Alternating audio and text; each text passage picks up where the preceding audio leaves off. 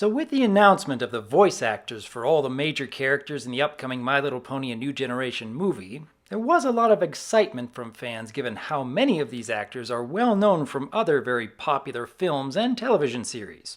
But there's also been some questions on whether these same actors will continue performing these characters in the follow-up Netflix series. And yeah, I can understand that concern.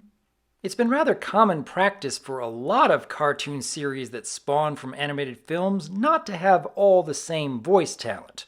In many cases, it can be difficult to realize the change, as some of the more professional voice actors can match most any character needed. But this isn't always true. One way to get around this hurdle is to simply introduce a new character who is just very similar to their film counterpart.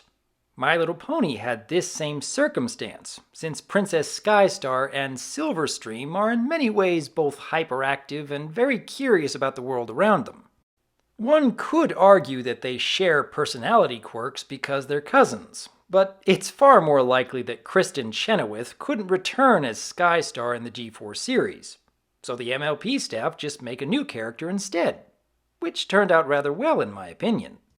However, in the case of G5, these voice actors are portraying the main characters. Simply bringing in new ponies to fill these roles isn't an option. So it really comes down to whether these actors will have both the time and, more importantly, the motivation to be in the follow-up Netflix series. One cannot really know for sure what will happen at this point, but personally, I'd be willing to bet that every one of these actors will continue their roles in My Little Pony. With every passing year, the field of animated media has only become more and more popular. And not just in the movie theaters, but also in the many streaming services.